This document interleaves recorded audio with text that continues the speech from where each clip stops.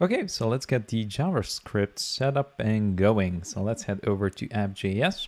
The first thing I'm going to do is create one of those timelines again. So const tl and set this equal to gsap.timeline.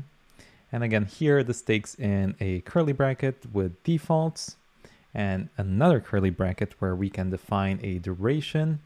We're going to set that to 0.75 and also an easing here, which I'm going to do power tree dot out or ease out, something like that. It should be fine.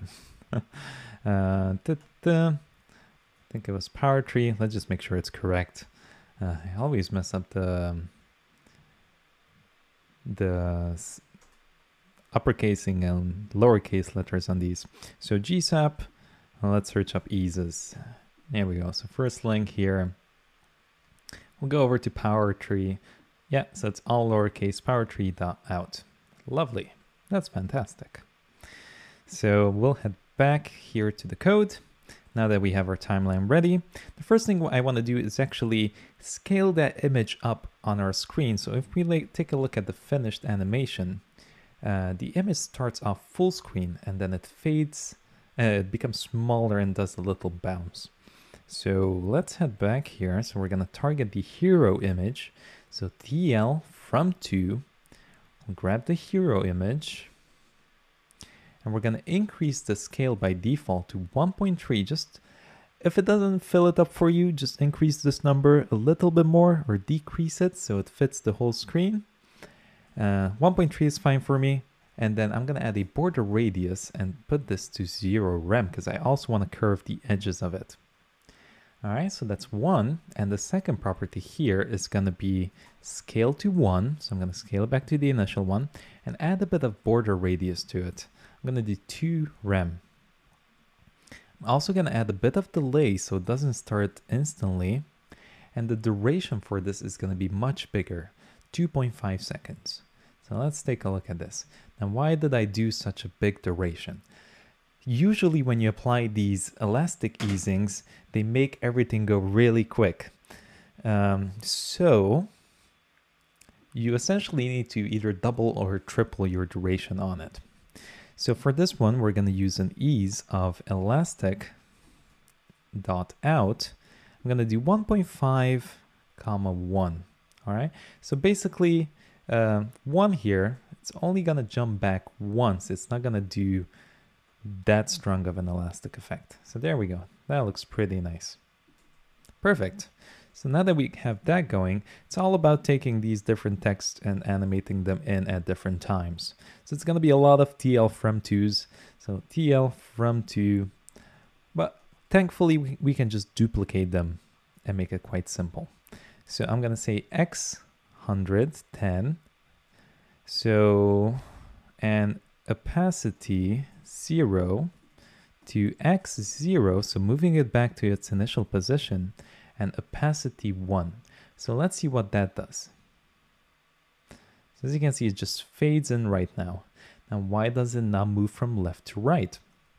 Well, the CT1 that we're targeting is actually a span. So the X and Y values are not going to work on it. So what we need to do is change the type of display on the span.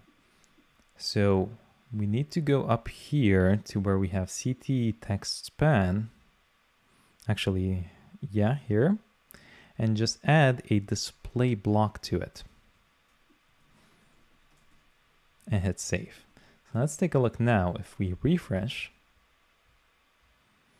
now we can move it left and right, up and down. And remember, if you have a span and you try to add a height to it, that's not going to work either.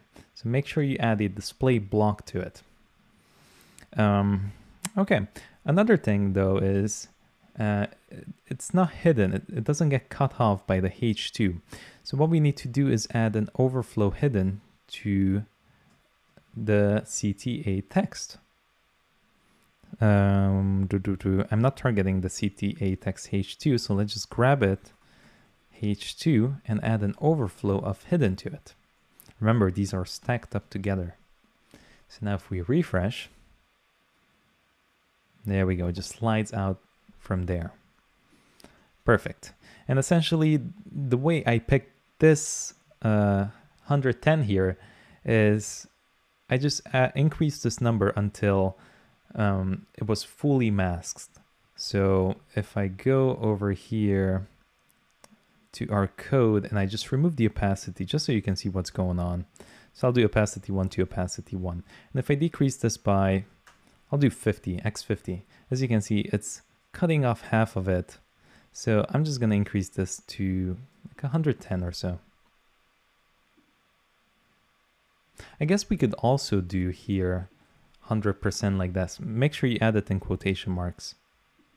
There we go. That's probably a better idea. So do that. Do it now. I'm going to do 0 here. So from opacity 0, let's see how that looks. Again, experiment with it. Maybe you can do 0.5 because it's faded out anyway. Just whatever your preference is. Okay, we're going to keep it like that. So let's duplicate this a couple more times. Actually, before I do that, what I want to do is the text to start coming in a bit quicker. Because the animation lasts for so long, we have to wait for this to wiggle around here for 10 minutes, and then the text comes in. So what I'm going to do is just add a comma here and say less than 20%. So 20% in the previous animation, this is going to start running. So if we refresh now, as you can see, it starts coming out quite quick. So I'm just going to basically duplicate this a couple more times, 1, 2, 3.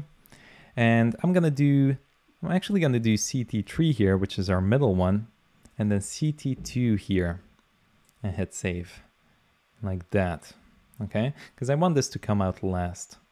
So here, let's see. So for CT3, I'm just going to add minus here for it to go in the opposite direction. And for this one, I just want Y. So I'm going to change it to Y, Y, and hit save. So there we go. Perfect. So now we can just pretty much duplicate everything again. So all of these 3 down here, and just change it to CT4, CT6, because that's the middle one, and CT5. And that should be fine. Hit save. Let's see. And there we go. We also need to update the text here. I left one stop shop twice. So let's do one stop shop and update this to perfect skin and hit save. That looks much better. All right, last but not least, we have to do the button. So for that, all I'm gonna do is just fade it up. Just keep it simple. You don't want to do too many wacky, especially in this case. This is quite a bit of animation already, so I don't want to do wacky stuff with the button anymore. So let's head back here, go to app.js, target the button. So TL from to, we'll do CTA button. We'll do a Y20, so we'll push it down initially and fade it out using opacity 0. And then just bringing it back to its original position and bringing up the opacity to 1. All right, add a comma here. And I basically want to add a smaller than symbol to sync up this animation with this. All right, so they're going to finish at the same time. So hit refresh. Let's take a look. And there we go. That looks pretty cool, doesn't it? And last but not least, in the next episode, we are going to do the individual character animation in. So that's going to be quite cool. Okay, see you there. This has been a long video, so take a little break.